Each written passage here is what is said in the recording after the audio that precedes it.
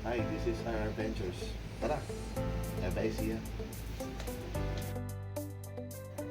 Around 2 a.m. na nga kami nakaalis ng Taytay Rizal, and hindi na namin siya masyado na videoan kasi medyo madilim pa, saka mayroon din kami hinahabol na oras for our transient sa Nueva Ecija.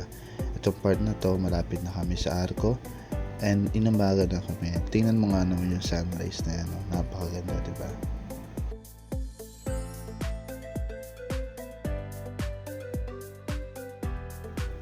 Okay, first stop is Arco ng Nueva Ecija. At tumigil lang kami dyan to take pictures and mag-coffee break na rin.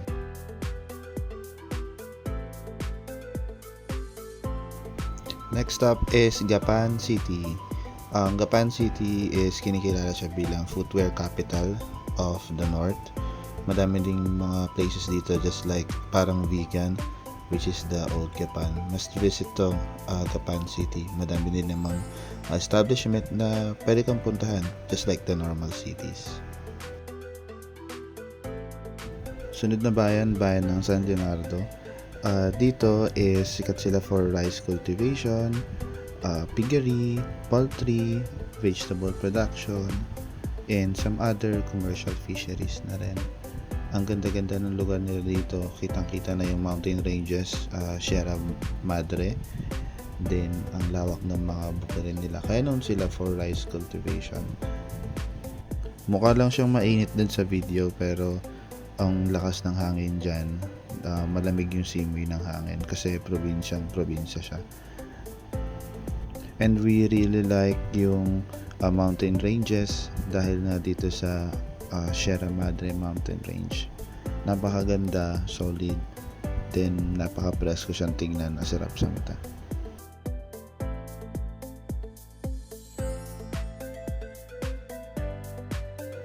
Until we reach Bongabon. Isa to sa bayan ng Nueva Ecija. Bongabon is considered as the onion capital of the Philippines. Isa rin ng Bongabon sa top producer ng onion sa Pilipinas at sa buong Southeast Asia. Kapag andito ka na sa Bongabon, mararamdaman mo na yung napakalapit mo na sa Sierra Madre.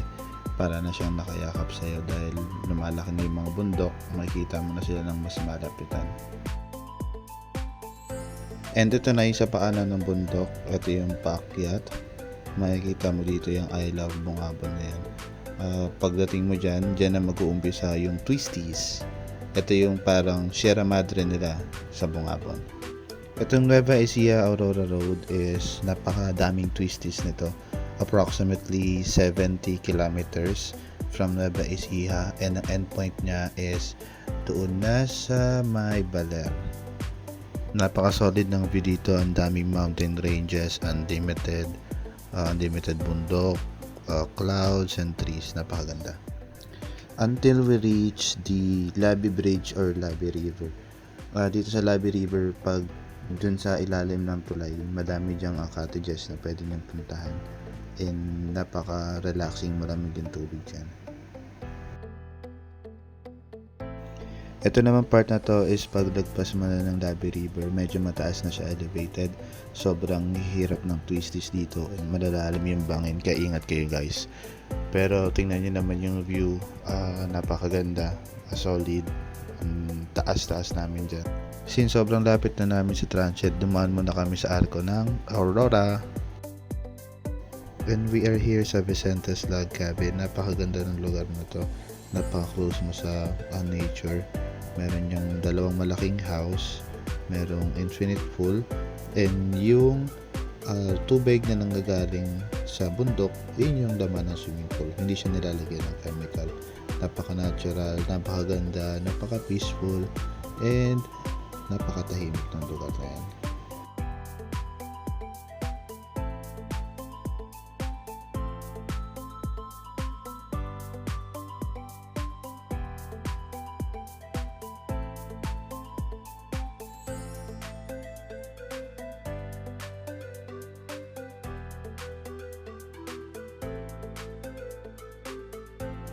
O diba, ang ganda ng place. Saka pa nagpunta kayo dito, meron kayong libreng baso.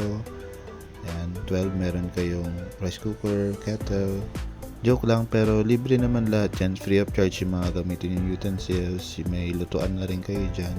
Ligpitin nyo lang pagkatapos. Ito naman yung kanilang infinity pool. Yung tubig niyan is galing sa bundok.